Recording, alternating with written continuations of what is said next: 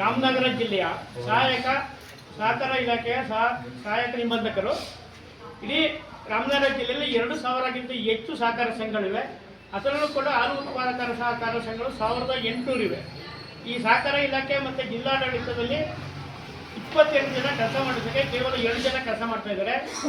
25 ವರ್ಷಗಳ ಕಾಲ ಕೆಲಸ ನಿರ್ವಹಿಸ್ತಾ ಇದ್ದಂಥ ಒಬ್ಬ ಅನಾಮಿಕ ವ್ಯಕ್ತಿಗೆ ಈ ನಮ್ಮ ಸಹಾಯಕ ನಿಬಂಧಕರಾದಂಥ ಪ್ರದೀಪ್ ಅವರು ಕೆಲಸ ಕೊಡಿ ಮತ್ತು 3 ವರ್ಷದ್ದು ಅಥವಾ 5 ವರ್ಷದ್ದು ಸಂಬಳ ಕೊಡಿ ಅಂತ ಏಕಪಕ್ಷೀಯವಾಗಿ ಆದೇಶ ಮಾಡ್ತಾರೆ.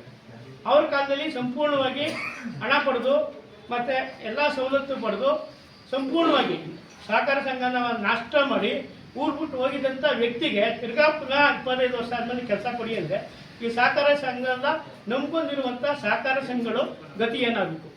ಇದಕ್ಕೆ ನೇರವಣೆ ಸಹಕಾರ ಸಂಘಗಳನ್ನು ಉಳಿಸಬೇಕಾದಂಥ ಜವಾಬ್ದಾರಿ ಸಹಕಾರ ಇಲಾಖೆ. ಹಾಗಾಗಿ ನೇರವಣೆ ಸಹಕಾರ ಇಲಾಖೆ ಇದನ್ನು ಎಲ್ಲ ಜಿಲ್ಲಾ ಮಟ್ಟದ ಮತ್ತು ರಾಜ್ಯ ಮಟ್ಟದ ಎಲ್ಲ ಅಧಿಕಾರಿಗಳು ಗಮನ ಹರಿಸಿ ಇವ್ರ ಮೇಲೆ ಶಿಸ್ತು ಕ್ರಮ ತಗೊಂಡು ತನಿಖೆ ಮಾಡಿ ಇವನ್ನ ಕೆಲಸದಿಂದ ಏನು ಕಾನೂನು ರೀತಿಯಲ್ಲಿ ಏನು ಇವ್ರಿಗೆ ಶಿಕ್ಷೆಗೆ ಗುರಿ ಒಳಪಡಿಸಬೇಕೋ ಅದನ್ನು ಒಳಪಡಿಸಬೇಕು ಅಂತೇಳಿ ಕರ್ನಾಟಕ ರೈತ ಸಂಘ ಹಾಗೂ ಚನ್ನಪಟ್ಟಣ ತಾಲೂಕು ವರಳಾಸಂದ್ರ ಹಾಲು ಉತ್ಪಾದಕರ ಸಹಕಾರ ಸಂಘದಿಂದ ಮನವಿ ಮಾಡ್ತಾ ಇದ್ದೀವಿ. ಈ ವಿಚಾರ ಯಾಕಪ್ಪ ಅಂದರೆ ರೈತರಿಗೆ ಹಾಲು ಉತ್ಪಾದಕರ ಸಹಕಾರ ಸಂಘಗಳಿಗೆ ಕರ್ನಾಟಕ ಸರ್ಕಾರ ಆಗಲಿ ಭಾರತ ಸರ್ಕಾರ ಆಗಲಿ ಯಾವುದೇ ಹಣಕಾಸು ಸೇರನ್ನು ಕೊಡುವುದಿಲ್ಲ. ಸಂಪೂರ್ಣವಾಗಿ ಬಂಡವಾಳ ಎಲ್ಲ ಇಲ್ಲಿವರೆಗೂ ಹಳ್ಳಿ ಹಾಲು ಉತ್ಪಾದಕರ ಸಹಕಾರ ಸಂಘದಿಂದ ಹಿಡಿದು KMF ವರ್ಗೂ ರೈತರು ದುಡ್ಡು 15 ಲಕ್ಷ ಕೋಟಿ ಕರ್ನಾಟಕದಲ್ಲಿ ರೈತರು ಬಂಡವಾಳ ಹಾಕಿದ್ರು. ಯಾವುದೇ ಸರ್ಕಾರದ ದುಡ್ಡು ₹1 ಇಲ್ಲ, ನಮಗೆ ಸೇರ್ ಅಮೌಂಟ್ ಕೊಡುತ್ತಿಲ್ಲ.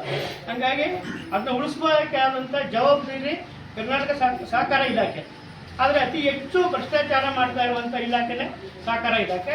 ಇದನ್ನ ನಮಗೆ ಹರಳಾಸನಗರ ಹಾಲು ಉತ್ಪಾದಕರ ಸಹಕಾರ ಸಂಘಕ್ಕೆ ಅತಿ ಹೆಚ್ಚು ಮೋಸ ಮಾಡಿರುವಂಥ ಸಹಕಾರ ಸಂಘ ವಿರುದ್ಧವಾಗಿ ಇವತ್ತು ನಾವು ಚಳವಳಿ ಹಮ್ಮಿಕೊಂಡಿದ್ದೀವಿ.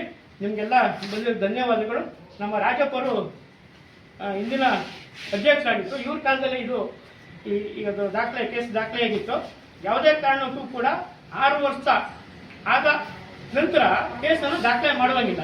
25 ವರ್ಷ ಆದಮೇಲೆ ದಾಖಲೆ ಮಾಡೋದು ಸುಳ್ಳು ರೆಕಾರ್ಡ್ಗಳು. ಒಂದು ಚನ್ನಪಟ್ಟಣ ರಾಮನಗರ ಜಿಲ್ಲೆಯಲ್ಲಿ ಎಷ್ಟು ಸಹಕಾರ ಸಂಘ ಇವೆ ಅನ್ನೋದು ರೆಕಾರ್ಡ್ ಇಲ್ಲ. ಆ ಸಿಬ್ಬಂದಿಗಳಿಗೆ ಎಷ್ಟು ಜನ ಇದ್ದಾರೆ ಅನ್ನೋದು ಒಂದು ರೆಕಾರ್ಡ್ ಇಲ್ಲ.